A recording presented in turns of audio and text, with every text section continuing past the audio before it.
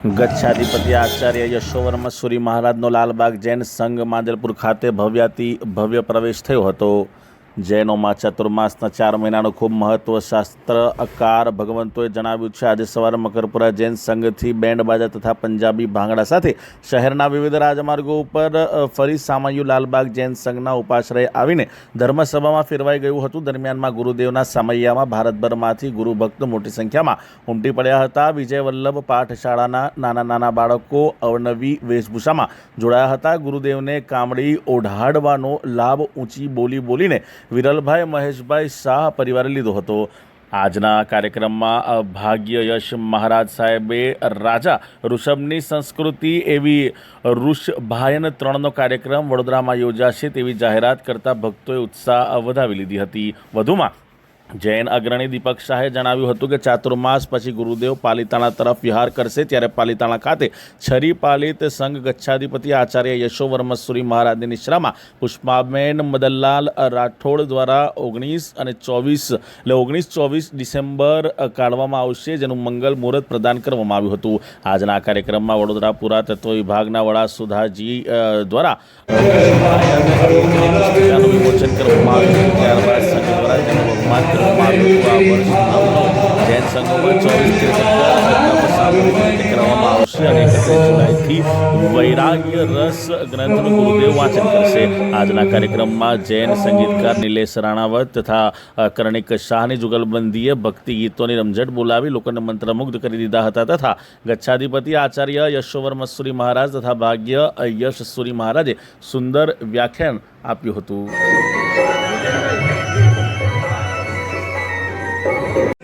પછી તો એટલી મીઠાશ મળવી જ જોઈએ અને ચોક્કસપણે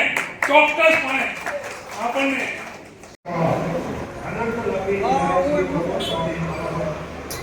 નમસ્કાર દર્શક મિત્રો, આજે વડોદરા શહેરની અંદર જુદા જુદા જૈન સંઘોમાં ચાતુર્માસ માટે ગુરુ ભગવંતોનો પ્રવેશ છે।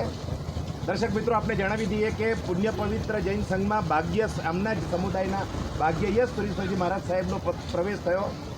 આજે વડોદરા શહેરમાં જે ઇન્દ્રપુરી જૈન સંઘ છે ત્યાં રાજરત્ન સુરી મહારાજ સાહેબના 2 મહાત્મા આગમરત્ન સુરી મહારાજ સાહેબ અને ધર્મરત્ન સુરી મહારાજ સાહેબનો પ્રવેશ થયો છે।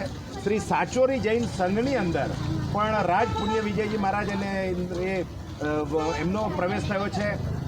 પાર્શ્વનાથ જૈન સંઘ સમારોડ ખાતે પણ રત્નચંદ્ર સુરી મહારાજ સાહેબના શિષ્યોનો પ્રવેશ થયો છે અને લાલબાગ જૈન સંઘમાં જે વડોદરાના એકમાત્ર ગચ્છાધિપતિ જે બિરાજમાન થવાના આજે થયા એવા યશોવર્મા સુરી મહારાજ સાહેબ આજે સવારે મકરપુરાથી એમનો ચાતુર્માસ પ્રવેશ સામયું કર્યું છે। આપણી સાથે લાલબાગ જૈન સંઘના પ્રમુખ પ્રકાશભાઈ શાહ છે।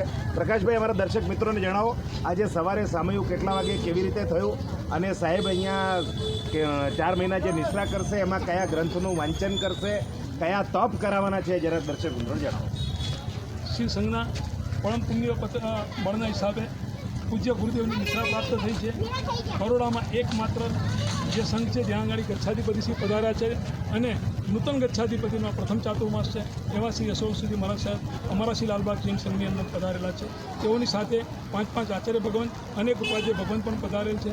સાથે સાથે મોટી સંખ્યામાં સાધ્વીજી ભગવંત પણ પધારેલ છે અને પૂજ્ય ગુરુદેવ એટલા બધા કરુણાવંત છે અને દરેક સંઘની જૈન સમાજની જૈન શાસનની સખતપણે કાળજી લઈ રહ્યા છે અને એટલા જ માટે માત્ર માંજલપુર નહીં પણ બરોડાના 8 સંઘોની અંદર પૂજ્ય ગુરુદેવે તેઓના સાધુ અને સાધ્વી ધર્મ પામે, તપ આરાધના થઈ શકે, અન્ય સંઘોને પણ શ્રાવક શ્રાવિકાઓ પામી શકે એ હેતુથી અન્ય સંઘની અંદર 8 સંઘોની અંદર સાધુ ભગવંત સાધ્વી ભગવંત ફાળવેલ છે।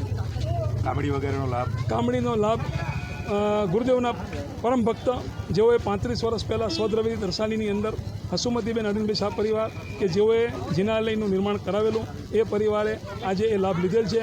સાથે સાથે પૂજ્ય ગુરુદેવનો એક બીજો પણ જે લાભ છે એ પણ લાભ ગુરુ પૂજનનો જે લાભ કહેવાતો હોય છે એ લાભ બોમ્બેના પરિવારે લીધેલ છે। એ પરિવાર બંને પરિવારની સંઘ તરફથી ખૂબ ખૂબ અમે અનુમોદના કરીએ છીએ। આપનું નામ? પ્રકાશભાઈ શાહ, પ્રમુખ શ્રી સમસ્ત બડોદરા જૈન સંઘ, ટ્રસ્ટી શ્રી લાલબાગ જૈન સંઘ।